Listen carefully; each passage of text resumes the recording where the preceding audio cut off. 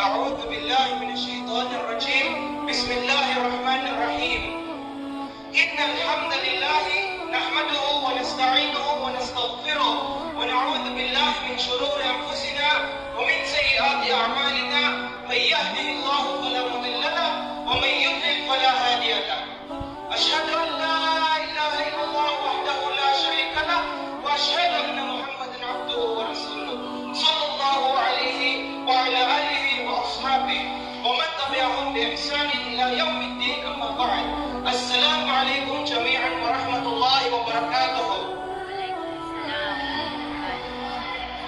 Mga bisita, mga taganap o mga kapwa-kumori, sa magnapadatong na yung banal na buwan, which is yung buwan ng Ramadan, yung ang maatak ko na topic doon, isabot sa Ramadan.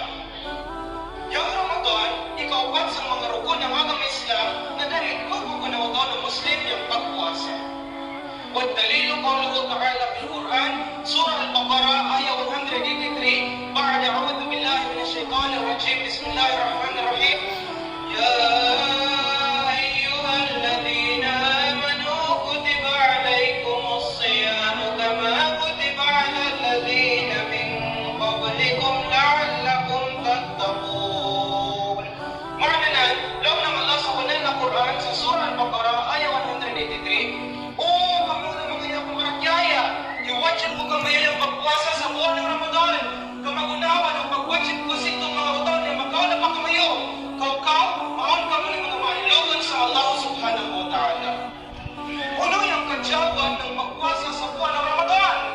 Noong Nabi Muhammad sa Hadith al-Qudsi, Qala Rasul sallallahu alayhi wa sallam, Qala Allah ta'ala, Kullu amal ibni adam Allahu ila siyamu, fa innahu li wa ana ajzi bihi. Rawah Muslim. Ma'ana law ng Nabi Muhammad sallallahu alaihi wasallam, law na Allah Ta'ala, ubos ng kaubukan ng tubo ni Adam na para kanahan yung sa tabiak sang puasa, sa bunna-bunna, yung puasa, para kana, ang ako mismo yung maataw ng para sa reward.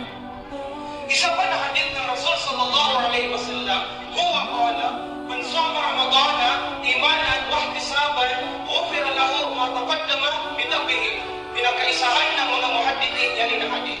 Ma'ananan, law ng Rasul sallallahu alaihi wasallam, sinuman ang magkapuasa sa buwan ng Ramadan na ikhlas yung pagpuasa na nagapanganay ng para sa mga kaampunan, ang puno ng Allah yung mga dusa na ay magaw na pa. Wa hatta huna, syukran lil istima' Allahumma ballighna ash-shahr